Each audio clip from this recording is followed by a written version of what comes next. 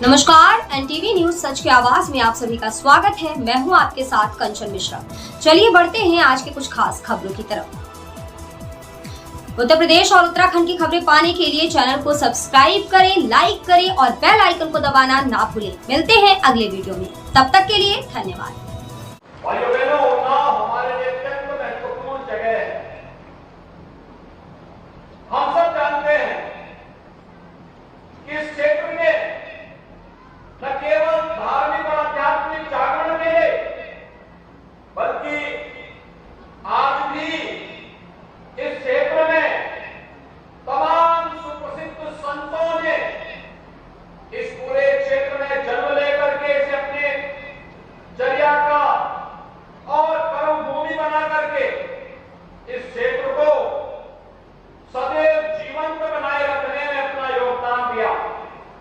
चाहे वह कायाकल्पी संत ब्रह्मानी दादा हो, स्वामी सत्संगानंद जी हो, सोमन सरकार है, रोपण गुरु है, जहां इन सभी मनीषियों की तपोभूमि होने का सौभाग्य हमारे उन्नाव जनपद को प्राप्त है, वही आधुनिक हिंदी साहित्य को अपनी लेखनी के माध्यम से एक नई ऊंचाई प्रदान करने वाले पंडित प्रताप नारायण मिश्र जी का, सूर्यकांत त्रिपाठी निवाला जी का, गया प्रसाद शुक्ल स्नेही जी का, महावीर प्रसाद द्विवेदी जी का, नंद दुलारे वाजपेयी जी का, डॉक्टर शिवमंगल सिंह सुमन जी का और डॉक्टर रामविलास शर्मा जैसी विभूतियों के साथ साथ उत्तर प्रदेश विधानसभा के निवर्तमान अध्यक्ष श्री हृदयनारायण दीक्षित जी का भी जो सानिध्य इसी धरती को प्राप्त हुआ है, जिन्होंने अपनी इस राजभाषा की लेखनी के माध्यम से एक आत्मीयता का भाव और साहित्य को एक नई ऊंचाइयां प्रदान किया है। मैं इस धारा को नमन करता हूं। भाइयों बहनों, काकोरी कांड के महानायक चंद्रशेखर आजाद की भी धरती उन्नाव ही है। बेबी माधव सिंह जी की धरती भी यही है और राजा राव भक्त सिंह जी की धरती भी यही है। ऐसे अनेक क्रांतिकारी नायक और महानायक इस धरा पर जन्म लिए और जिन्होंने इस पूरी धरा को अपने कृतित्व और व्यक्तित्व से सदैव धन्य करते हुए आने वाली पीढ़ी के सामने एक नई प्रेरणा प्रदान की। हमारे लिए कार्यक्रम कृतज्ञता ज्ञापित करने का तो एक अवसर है ही, लेकिन भाइयों बहनों, याद करिए, आजादी के अमृत महोत्सव के मुख्य महोत्सव को संबोधित करते हुए देश के यशस्वी प्रधानमंत्री जी ने देशवासियों के सामने एक लक्ष्य दिया। एक लक्ष्य कि हम देश की आजादी का अमृत महोत्सव मना रहे हैं। आजादी का अमृत महोत्सव 75 वर्षों की देश की आजादी के बाद की लड़ाई है। आजादी के 75 वर्ष में हमने क्या खोया है, क्या पाया है, इसका आत्मावलोकन का एक अवसर है। इन 75 वर्षों में भारत ने दुनिया के सामने एक मानक बनाए हैं। आपने देखा होगा कि एशियन गेम्स संपन्न हुए हैं। पहली बार एशियन गेम में मेडल के रूप में भारत की सेंचुरी लगी है। भारत ने 100 से ज्यादा मेडल जीते हैं। पहली बार हुआ है, पहली बार हुआ 100 से ज्यादा मेडल। और 2018 में हुए एशियन गेम्स की तुलना में अगर आप देखेंगे तो 70 उस समय जीते थे। इस बार 103 से अधिक मेडल भारत के खिलाड़ियों ने जीते। ये भारत के नए सामर्थ्य को प्रदर्शित करता है। T20 का समिट हुआ है अभी हाल ही में। दुनिया के 40 देशों के राष्ट्राध्यक्ष ने भारत के सामर्थ्य, भारत की शक्ति को देखा है। देश के अंदर 60 स्थानों पर 200 से अधिक सम्मेलन, अलग अलग पक्षों को, कोई युवाओं को, कोई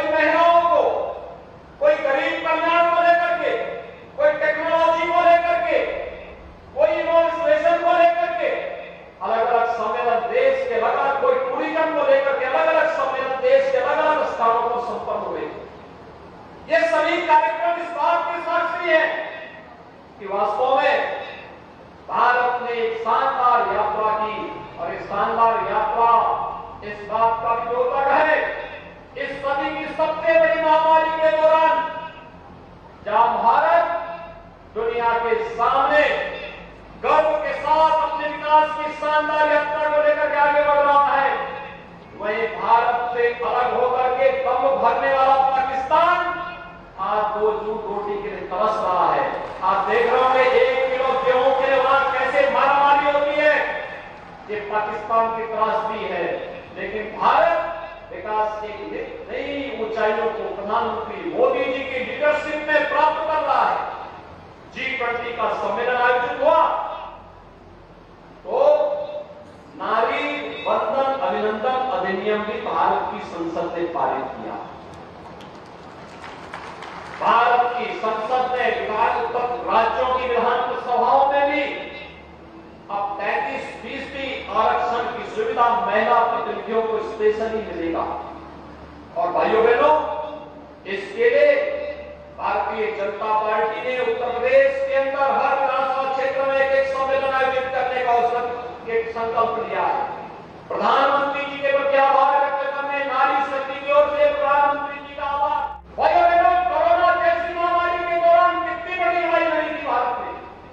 दुनिया के अंदर सबसे बड़ी आबादी का लोकतांत्रिक देश, अभिव्यक्ति की पूरी स्वतंत्रता, लेकिन अपने देश के अंदर 80 करोड़ लोगों को फ्री में राशन और 220 करोड़ वैक्सीन फ्री में अपने नागरिकों को देने का कार्य एक केवल भारत के अंदर हुआ है। भारत के अंदर अभी एक नई फिल्म आई है वैक्सीन वार।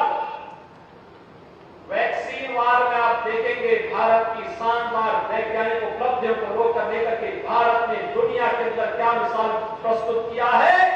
और मैं आह्वान करूंगा उन्नाव की व्यक्ति से कि भारत के खिलाफ षड्यंत्र करने वाले तत्वों को बेनकाब करने वाला, भारतीयता का एहसास दिलाने वाला, भारत के महान वैज्ञानिकों के द्वारा किए गए अनुसंधान और भारत को वैश्विक मानचित्र पर एक नया सम्मान दिलाने की नई गाथा का नाम है वैक्सीन वार। और वैक्सीन वार को लेकर के मैं तो हर विद्यार्थी से कहूंगा, हर युवा से कहूंगा, और एक बार इस फिल्म को जरूर देखें और भारत की वैज्ञानिक उपलब्धि पर गौरव की अनुभूति जरूर करें। उन षड्यंत्रों को समझें जो भारत और भारतीयता के खिलाफ किए जा रहे हैं। भारत और भारतीयता के खिलाफ षड्यंत्र करके कुछ लोग अपना उल्लू सीधा करना चाहते हैं। इन लोगों को समझने की आवश्यकता है। इन लोगों के कृत्यों को एक्सपोज किए जाने की आवश्यकता है। इन लोगों को दुनिया के सामने पूरी तरह बेनकाब किए जाने की आवश्यकता है। और वैक्सीन वार उस दिशा में किया गया एक प्रयास है, एक बेहतरीन प्रयास है, और उसमें जन समर्थन उन्हें प्राप्त होना ही चाहिए।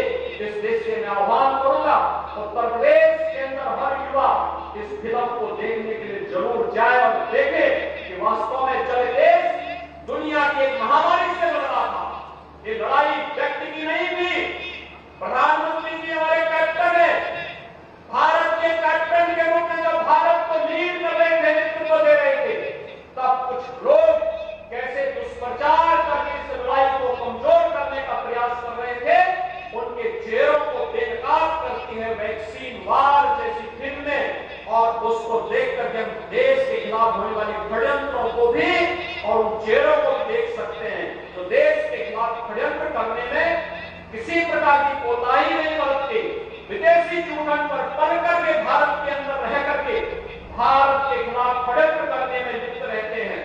और आज यह कार्यक्रम इसी उद्देश्य से आगे बढ़ाया गया। दादा राव रामकृष्ण सिंह जी का पूरा अभियान देश की आजादी को लेकर के, कौन नहीं जानता है 1857 का प्रथम स्वतंत्र समर।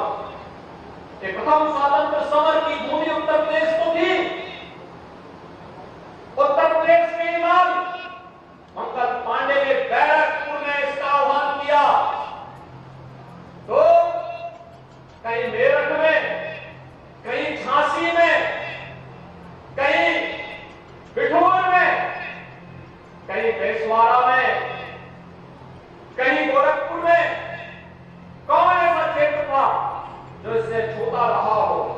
एक तरफ झांसी की रानी लक्ष्मीबाई थी और एक तरफ ज्ञाता टोपे के नेतृत्व में बिठूर के अंदर, एक तरफ बेसवाड़ा क्षेत्र में राजा राम सिंह जी के नेतृत्व में, राणा तेजी माधव सिंह जी के नेतृत्व में ये लड़ाई पूरी मजबूती के साथ आगे बढ़ती दिखाई दे रही थी। भाइयों बहनों, पहली बार भारत ने एहसास कराया था कि मिल करके विदेशी हुकूमत की जड़ों को भारत के अंदर से काट फेंकने में सफल हो सकते हैं। और देखते ही देखते पूरे देश के अंदर आजादी की एक नई लो आगे बढ़ी, जिसका परिणाम था चोरी चोरा की घटना।